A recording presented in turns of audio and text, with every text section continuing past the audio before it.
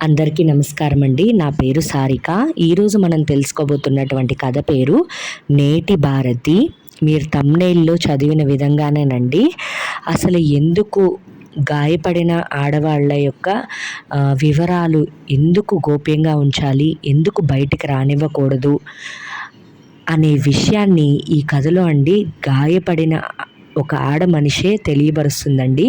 నిజంగా అది విన్న తర్వాత ఇందుకోసమే గోప్యంగా ఉంచుతారు ఎవరైనా గాయపడిన ఆడవాళ్ళ వివరాలు. ఒకవేళ గోప్యంగా లేకపోతే ఏం జరుగుతుంది? ఆడ మనిషి బతికి ఉంటే, చనిపోతే అదో రకమండి. బతికి ఉంటే అసలు ఏం జరుగుతుంది? ఎలా ఆవిడ మదనపడుతుంది? తన ఈ కేస్‌ని ఎట్లా తను సాల్వ్ చేసుకోగలుగుతుంది? గోప్యంగా ఉంచకపోతే ఏం జరుగుతుంది? గోప్యంగా ఉంచాలి అని కోర్టులో తను ఎట్లా పోరాడింది? తన మనసులో వ్యధను ఎట్లా బయటికి చెప్పుకుంది?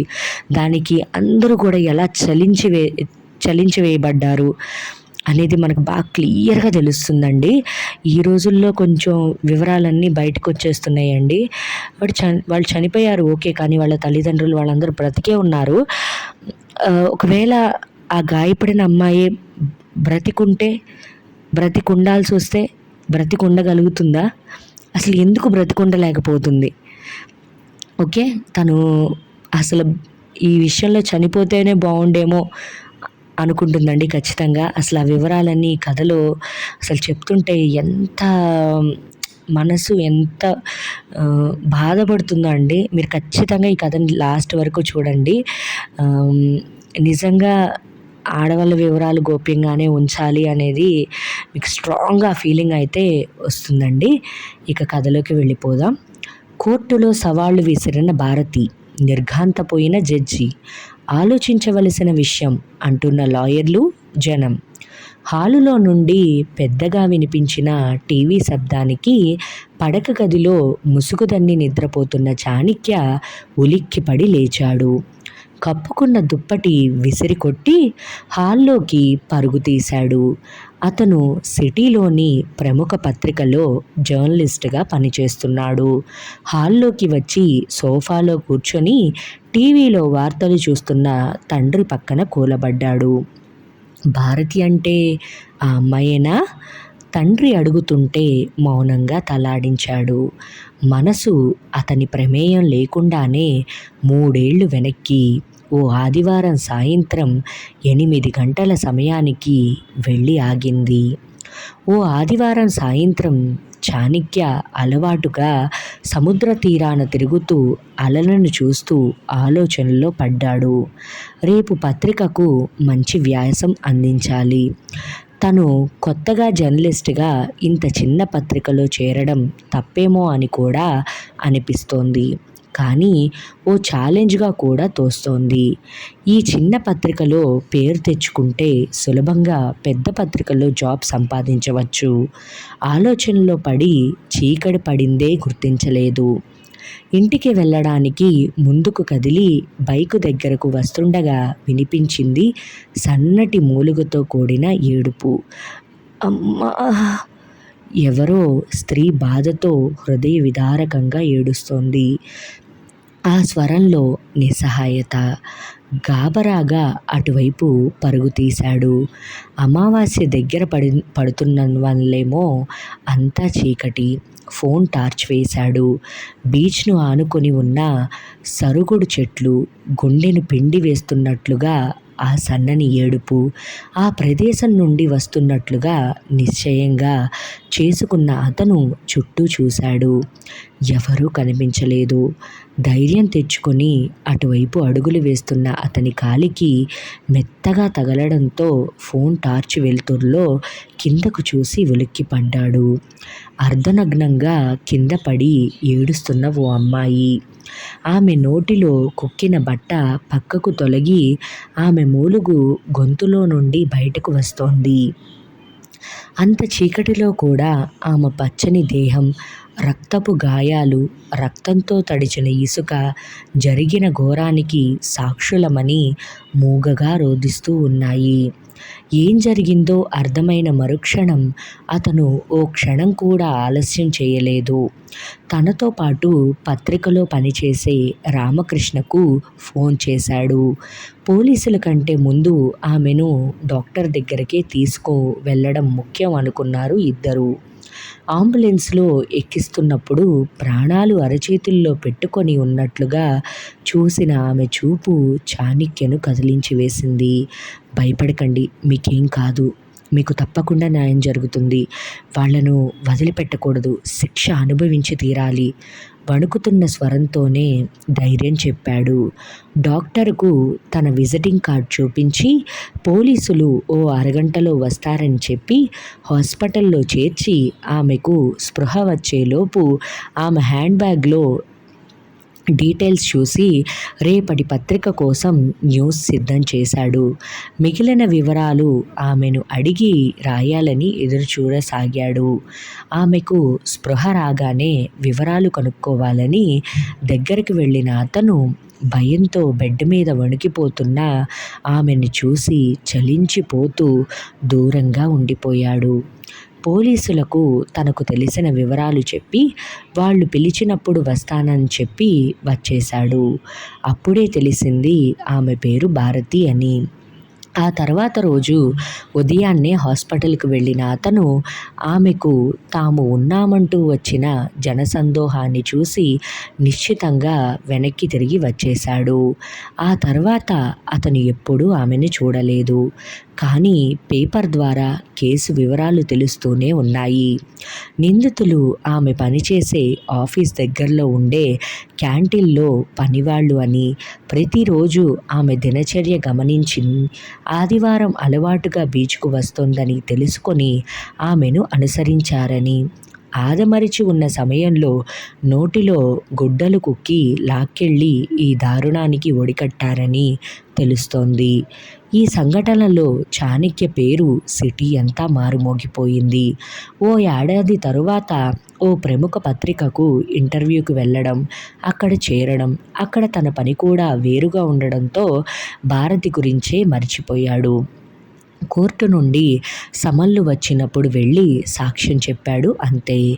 ఇన్నాళ్లకు భారతి గురించి టీవీలో ఇప్పుడే వినడం. ఇంతకు ఆ భారతి ఈ భారతి ఒకరేనా? కోర్టులో ఏమైంది? ఇవాళే జడ్జిమెంట్ వస్తుందని పత్రికా కార్యాలయంలో చెప్పుకుంటుంటే విన్నాడు. దోషులకు శిక్ష పడుతుందని కూడా అనుకున్నారు. శిక్ష పడలేదా? వెంటనే తయారై కోర్టుకు బయలుదేరాడు. కోర్టులో జడ్జి గారు భారతికి అనుకూలంగా తీర్పిస్తూ నిందితులకు యావజ్జీవ కారాగార శిక్ష విధిస్తూ తీర్పు ఇవ్వగానే భారతి 2 చేతులు జోడించింది. ఆమె ముఖంలో ఎలాంటి భావాలు కనిపించలేదు.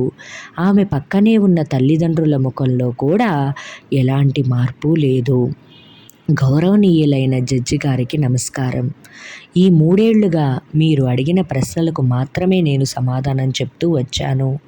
ఈరోజు నన్ను మీ బిడ్డలా భావించి ఓ అరగంట నా మనస్సులో మాటలు చెప్పుకునే అవకాశం ఇస్తారా? జోడించిన చేతులతో అడిగింది. చెప్పండి. జడ్జి గారి కరిగిన హృదయం అతని కళ్ళలో కనిపించింది. నేను ఈ సంఘటన జరగకముందు ఎప్పుడూ ఏ కోర్టులకు వెళ్ళలేదు. అందువల్ల కొన్ని విషయాలు నాకు తెలియవు. ఆ రోజు నాకు అన్యాయం జరిగిందని ఫిర్యాదు చేసినప్పుడు పోలీసులు నా దగ్గర రుజువులు అన్నీ తీసుకున్నారు. అక్కడ జరిగిందంతా తెలుసుకున్నారు. నేను అంతటితో కోర్టు నిందితులకు మాత్రమే కోర్టుకు పిలిచి విచారిస్తుందని, శిక్ష విధిస్తుందని అనుకున్నాను. కానీ నన్ను కూడా మీరు కోర్టుకు పిలిచారు. పదే పదే జరిగిన సంఘటన గురించి అడిగారు. ఇలా ఎందుకు చేశారో తెలుసుకోవాలని ఉంది. ఇన్నాళ్ళు ఎందుకు అడగలేదంటారేమో. అలా అడగడం వల్ల నాకు న్యాయం జరగదేమో అని ఆగాను. కానీ రేపటి నాలాంటి అభాగినుల కోసం అడగాలనుంది. చెప్పకపోతే, మళ్ళీ మళ్ళీ అడగకపోతే నిజానిజాలు కోర్టుకు ఎలా తెలుస్తాయి? పబ్లిక్ ప్రాసిక్యూటర్ అందుకున్నారు. ఒకవేళ ఆ అత్యాచార ఘటనలో నేను చనిపోయి ఉంటే? అప్పుడు ఎవరిని అడిగేవారు? ఆమె స్వరం ఓ మాస్టారుని స్టూడెంట్ అడిగినట్లుగా వినయంగా ఉంది. అప్పుడు అక్కడ ఆధారాలు సేకరించిన పోలీసుల్ని, మిగతా సిబ్బందిని విచారణకు పిలుస్తాం. నా విషయంలో కూడా ఆ ఆధారాలు ఉంటాయి కదా. నేరం జరిగినట్లు ఫిర్యాదు చేసిన బాధితురాలు తన సాక్ష్యం వినిపించాలి. అది చట్టం. బాధితురాలు లేకుండా విచారణ ఎందుకు చేయకూడదు?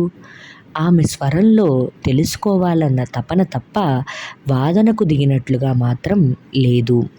అదెలా? అవతలి వారు తాము ఆ నేరం చేయలేదంటే? బాధితురాలు మరణించినప్పుడు కూడా నిందితులు అదే మాట అంటున్నారు. అప్పుడు ఏ ఆధారాలతో వారిని నేరస్తులని రుజువు చేయగలుగుతున్నారు? ఆ రోజు ఘటనా స్థలంలో లభించిన ఆధారాలు, ఆమె ఒంటి మీద, బట్టల మీద అంటిన వారి స్పర్మ్ ఆధారంగా కూడా నిర్ణయించగలం. అదే పని ఆమె బతికి ఉన్నప్పుడు కూడా ఎందుకు చేయకూడదు? అంటే ఒక్కసారి ఓ స్త్రీ తన మీద అత్యాచారం జరిగిందని ఫిర్యాదు ఇచ్చిన తరువాత ఆమెను మళ్ళీ మళ్ళీ కోర్టుకు పిలవడం ఎంతవరకు సమంజసం? ఆ రోజు నలుగురి మానభంగం నా శరీరాన్ని చిత్రవద చేస్తే ఈరోజు ఎన్నో వేల మంది చూపులు నన్ను హింసిస్తున్నాయి. ఆ రోజు చనిపోకుండా ఎందుకు బతికున్నానా అని ప్రతిరోజు బాధపడుతున్నాను. ఆ సంఘటన జరిగే వరకు స్నేహితులతో సంతోషంగా గడిపిన నేను ఇప్పుడు ఆనందంగా 10 మందిలో గడపగలనా? ఓ చలోక్తి ఎవరి మీదనైనా సునాయాసంగా విసిరే నేను ఇంతకు ముందు అలా ఉండగలనా? అంటే ఇప్పుడు నీకు న్యాయం జరగలేదంటావా? జడ్జి గారు మెత్తని స్వరంతో అడిగారు. ఆ న్యాయం జరిగే క్రమంలో ఎంతో కోల్పోయానంటున్నాను సార్. నేరాన్ని రుజువు చేయాలంటే ఇదంతా తప్పదు. నిందితుడు నేరస్తుడు అవునో కాదో తెలియాలంటే విచారణ జరగాల్సిందే. అసలు నీ ఉద్దేశం ఏమిటి? ఈసారి జడ్జి గారు ప్రశ్నించారు. ఇలాంటి కష్టం వచ్చినప్పుడు స్త్రీలు ఫిర్యాదు చేసిన తరువాత ఆ స్త్రీ పేరు, ఊరే కాదు, అత్యాచారం జరిగిన ఫలానా యువతి మీదేమో అని ఊహించదగ్గ ఏ చిన్న ఆధారము కూడా బయట ప్రపంచానికి తెలియకూడదు. అప్పుడే ఆమె తన జీవితం ముందు జీవితంలా గడపగలదు. మరి విచారణ జరగకపోతే తప్పుడు కేసులను ఎలా కనిపెట్టగలం? లాయరు ప్రశ్నించాడు. తప్పుడు కేసులా? అంటే? విచిత్రంగా చూసింది ఆమె. కొంతమంది స్త్రీలు ఏదో కారణంగా పురుషులను ఇరికించాలని తప్పుడు కేసులు పెడుతుంటారు. అప్పుడు పురుషులు అన్యాయంగా బలైపోరా? భారతి అయోమయంగా చూసింది.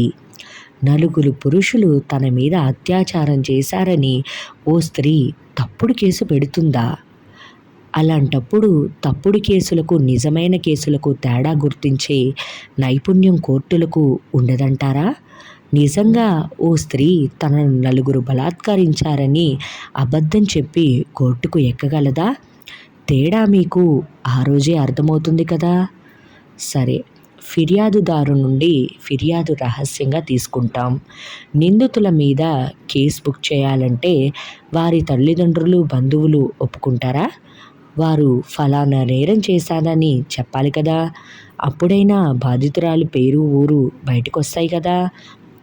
ఎందుకు? నేరస్తుడు చేసిన నేరం చెప్తారు, బాధితురాలి ఊరు పేరు ఎందుకు?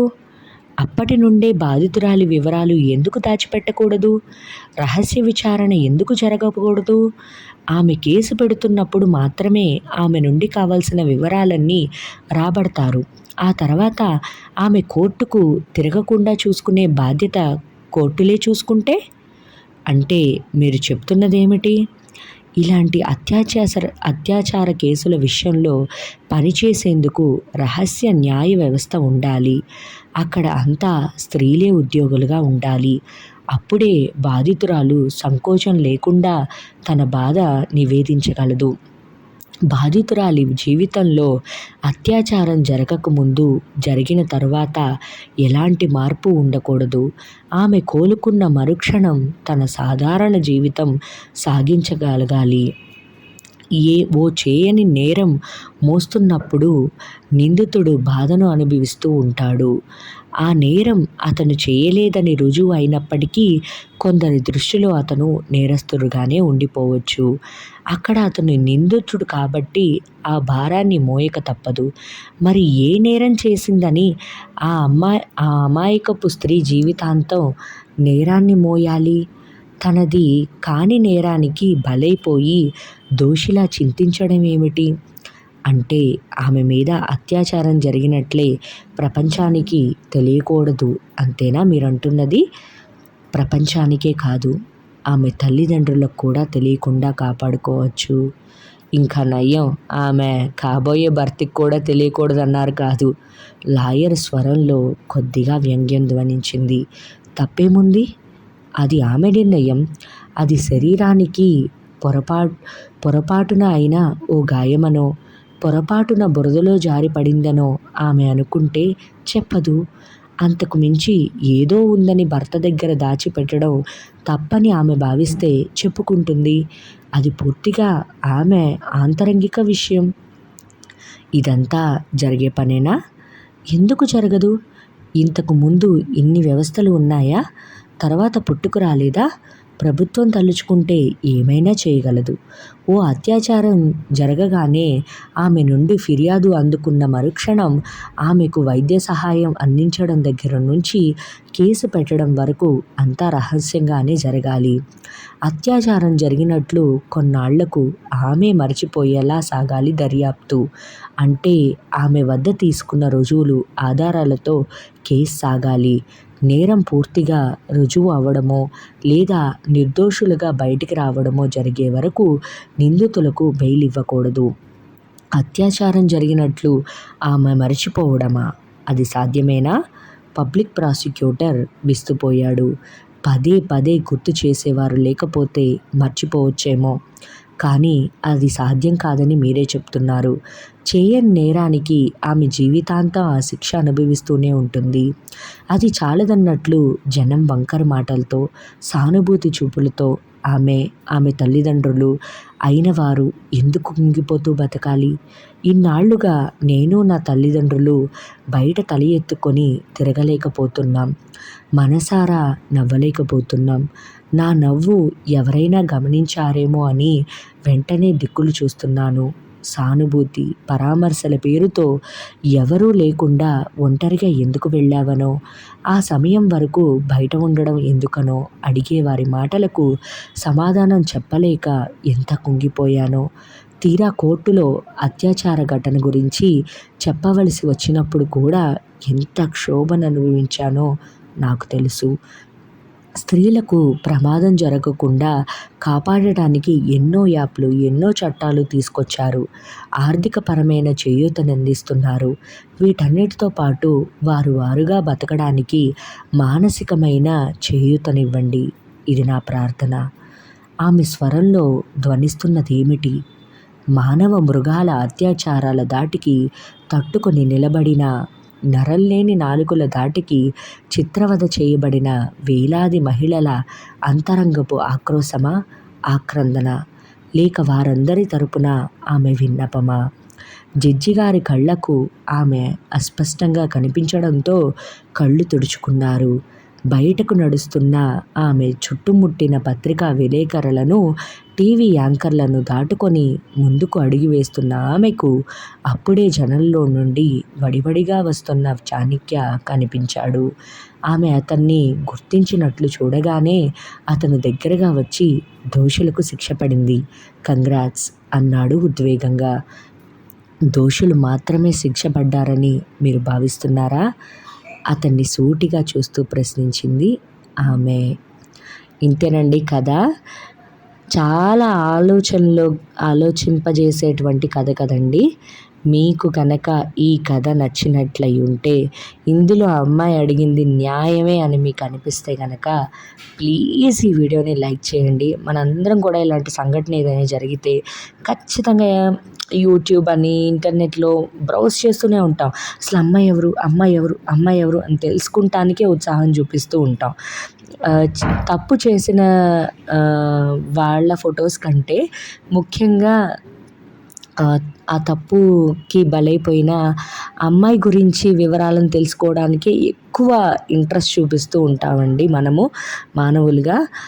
కానీ అది ఎంత తప్పు అనేసి ఈ కథ భలే ఐ ఓపెనింగ్‌గా ఉంది కదండీ! మీకు ఈ కథ నచ్చినట్లయి ఉంటే ప్లీజ్ ఈ వీడియోని లైక్ చేయండి. మీ బంధుమిత్రులకు, మీ శ్రేయోభిలాషులకు ఈ వీడియోని ఖచ్చితంగా షేర్ చేయండి. అలాగే ఇలాంటి మంచి మంచి కథల కోసం మన ఛానల్‌కి సబ్స్క్రైబ్ చేసుకోండి. Thank you all.